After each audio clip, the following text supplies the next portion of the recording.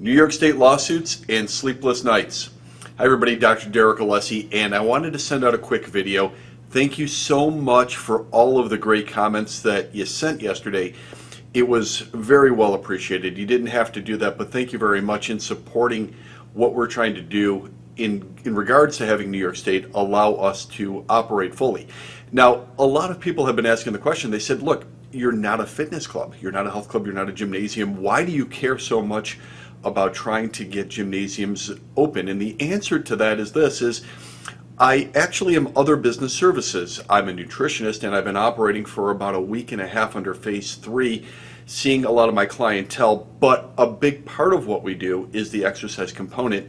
And a lot of people know this, is that when you don't have a structure, when you don't have workouts designed properly for your joints, when you don't have the right level of your workout put together and the right intensity and the right experience, when you don't have somebody guiding you, that trainer, whether it's one-on-one or if it's semi-private, in the way we do semi-private, it's 6 or less people. If you don't have that, you don't get as much out of it.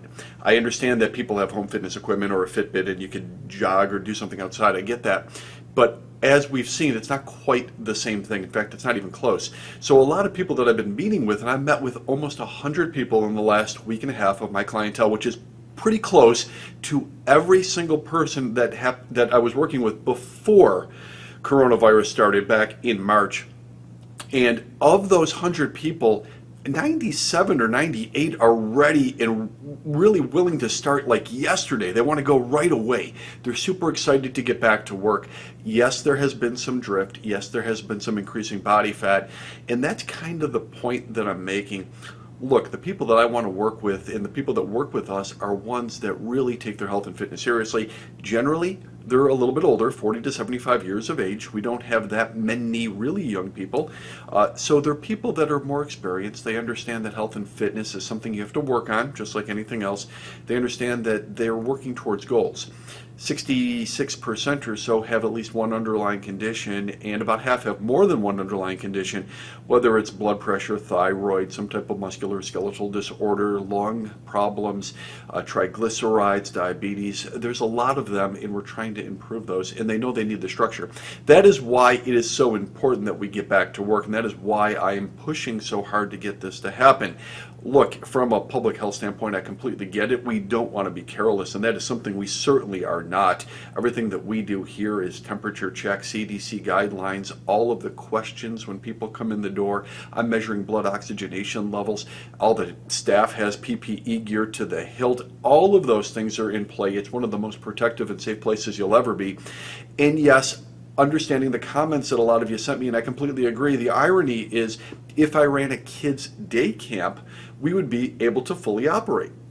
Doing all the exercises, doing all of the weight training and the games and the pull-ups and the push-ups and the sit-ups, and all of that can be done in a kids program right now, which, by the way, kids, and I have 3 of them, are harder to control because you never know where they're going to go. They don't quite understand social distancing. My youngest one certainly doesn't.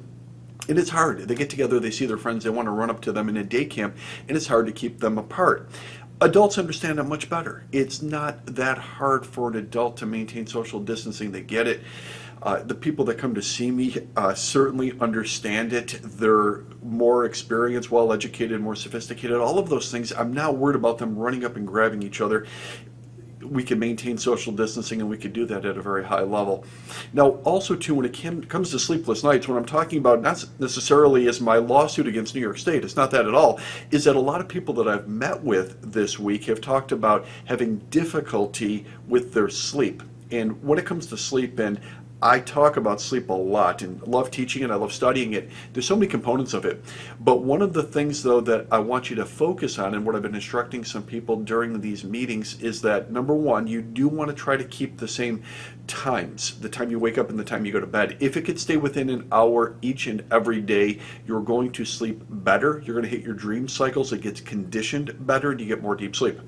Number 2, of course, is the fact that if you're consuming food, especially a carbohydrate-based meal. Now, a carbohydrate is either a single or a double sugar. So yes, even sweets or candy or alcohol is a carbohydrate, but so is pasta, so is rice, so is cereal, so is bread. Those are carbohydrates as well. When you consume those, what's going to happen about 30 to 45 minutes into it is your blood sugar levels are going to start going up. And then when that happens, your insulin will start kicking in. Even if you're diabetic, you're going to have some pancreatic release of insulin. If you are a diabetic, you're going to have to take some insulin, or you may have to take some insulin. When that happens, your hormones will all go up, including your thyroid and your insulin and everything, all the hormones. They'll cascade, and when that happens, your temperature is going to go up at the same time. Now, the reason why that's important is if you feel as though you go to bed and you're starting to sleep, but then you wake up and you're a sweaty mess, or you're having hot flashes, or you just can't wait to throw the covers off you, or you run over and you try to knock the air conditioning down a little bit, that's what's happening. It wasn't there when you went to bed because of the insulin effect happened a little bit later on. Now that, yes, of course, is going to cause fat gain. Yes, that's going to cause vessel wall damage. It's going to cause that, but also too on that night, it's going to cause very lousy sleep, which is something that, of course, nobody wants. We want good sleep. So if you're doing those things and you say, boy, I'm so exhausted in the morning, I'm just not sleeping well, that's most likely the cause of it. So keep that in mind when you are trying to get more deep sleep so that you're more restful and restored in the morning. Lastly, the last thing I'm going to say is I can't wait to get back to work. It's been great seeing everybody again. So for the past week, week and a half, meeting with everybody as a nutritionist inside my office, going through all of the updates of medical history, going through all of the CDC COVID-19 questionnaires that we're doing the immune system function, which is not required, but is something that we wanted to do. The National Institutes of Health put out something that was really good and something that was very descriptive in terms of predicting somebody's immune system was great. Updating body composition, and I get it, a lot of people didn't want to see it, but I give you credit. Even though you didn't want to see the weight gain or the pounds of fat gain or the muscle tissue loss, looking at it will help change your behavior so much so. And it was great to also to work on diet and get people back in path in terms of what they're trying to fight for and what they're working on. So I'm going to keep you updated. Thank you for all the awesome comments. Please feel free to keep sending them. I love it. It gives me additional motivation, and it's just good to hear from so many people. I'm Dr. Derek Alessi, asking you to make the most of your life and live it fit.